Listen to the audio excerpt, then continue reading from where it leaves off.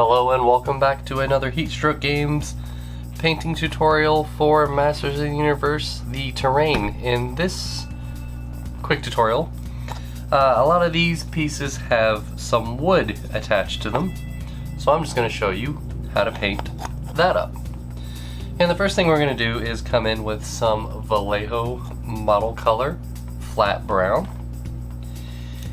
And the reason I like this flat brown is because it has a reddish hue to it.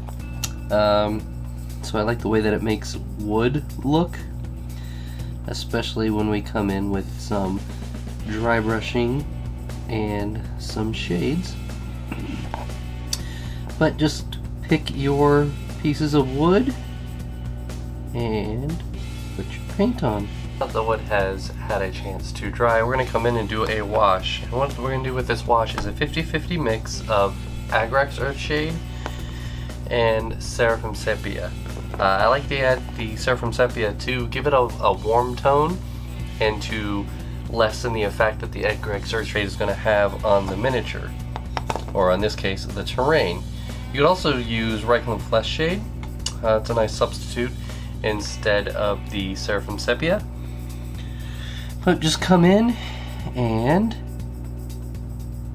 shade the wood. Super easy.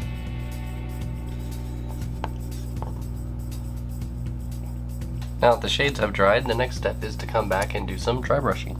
So we're going to take that original flat brown color and dry brush just a little bit onto the wood here, getting the raised areas, keeping the recesses nice and shaded. And we're going to do this in just a few different layers, a few different steps, and a few different shades of this brown. Pardon me. This is going to be the first color here, this first layer. And then we're just going to take some Vallejo model color brown sand, and in a few stages just add it to that original color and dry brush again. And it'll get lighter and lighter as it goes, and you can stop at any point. If you want it to be super light, just keep adding that brown sand. If you want it to stay dark, do it in 1 or 2 layers. The choice is up to you. This is a super easy way to get some wood effect on your terrain. So I'm doing, sorry about the shaking, you can tell I'm dry brushing. We're getting the paint off my dry brush, and I'm trying to do less and less. The lighter I go, the less dry brushing I'm doing and the more stippling that I'm doing, so I can be a little more deliberate on where I'm putting those highlights.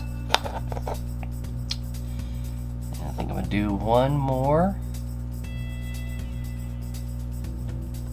This is kind of going to be an extreme, so I want this to be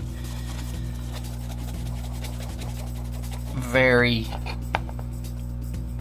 targeted and very light. Yeah, there we go. That's good. That's real good.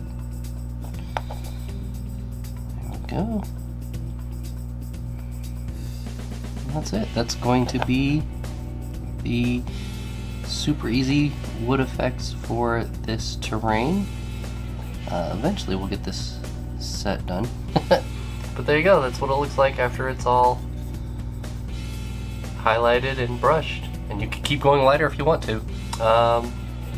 So that'll be it for this super quick tutorial. If you have any questions, let me know in the comments below. And until the next video, embrace your geek.